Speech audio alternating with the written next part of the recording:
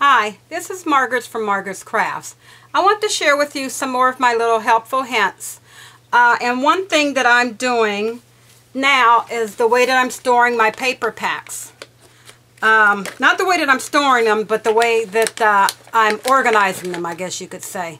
The way I used to write on them is in the seam, you know, where it's made, you know, where it's gathered or connected together. I used to write the name of the company and the name of the paper pack. But a lot of times that doesn't help me when I'm just seeing, because I don't know what paper is in exactly what paper pack. So the new way that I'm doing them now, and I'm changing my old ones over, is I'm doing the, I'm still putting the name of the paper, but this time I'm writing down the theme of the paper, what type of paper is in the inside. Like this one is graduation. So all this paper has to do with graduation in school. Mainly it's all about graduation. This paper pack is Nana's Nursery Baby Girl Paper Pack by DCWV. And in this one, I put it's by DCWV, so I know the paper. But this is the baby girl paper. So I know that in this paper is going to be everything for baby girls, pinks, and, you know, nice pastel colors to do with baby girl. So that's a lot easier for me to store my paper, and when I want to grab paper, because I don't necessarily, you know, remember all the paper names and everything like that, I know what type of paper is in this paper pack. Okay, I have another little helpful hint. When I'm searching online, I find different things, and I found that you can make your own stamp cleaner. So what I did was I got an empty bottle about the size that she said that she used. She used an 8-ounce bottle.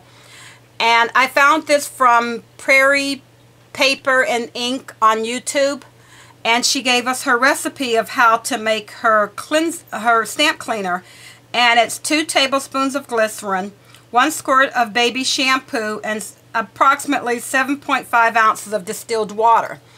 And I typed out that recipe that I wrote on here, you know, with my label maker, and I put it on. I covered my bottle because this was a recycled bottle.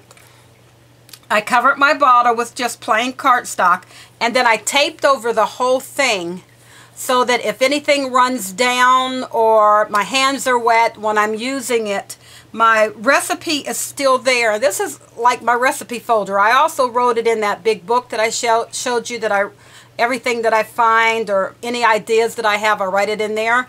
And this is one thing that I did. I wrote it on in that book, and I also wrote it on here. And then I just use a smaller bottle, to a squirt bottle, to apply the stamp cleaner to my stamp. And then this just sits in the corner until I need to refill my other bottle. But I have it all written down right here of what I need. When my bottle gets empty, I don't have to figure out what I need. I have it written down right on the side.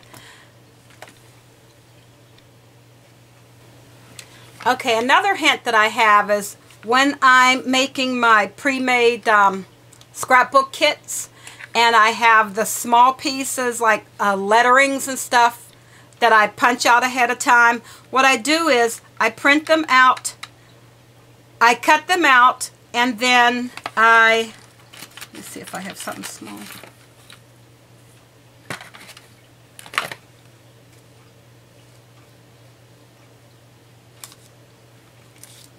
I run them through my sticker maker, and I have my little pieces that I need, and all I do is I'll leave the plastic that comes on top of this sticker maker. I leave that on, and I just take this whole sheet and I'll use a paper clip and clip it to the paper that's inside, or I put it in a plastic bag with all of the other pieces that are a little bit larger, and put that down with my kits, so that those little teeny parts, they won't get lost. They'll stick to the sticker, you know, your sticker maker, especially when you have the paper on top of it.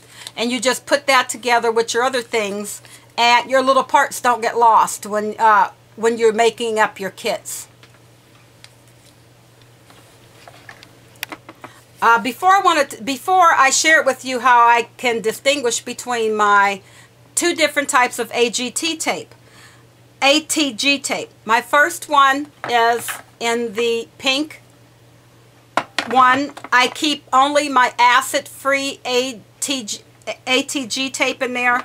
And then in my original one, which, well, I don't even remember what color, it was orange or something, and I spray painted it white, this is what I keep my general purpose ATG tape in, so that when I'm making just craft items, I know to use this one because I just have the general purpose ones in there. I don't need the acid free.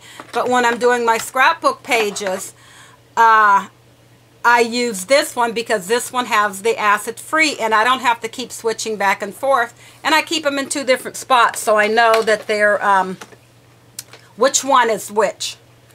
And I also do the same thing with my sticker makers, the little sticker makers. I bought this one because I love anything pink and anything for breast cancer.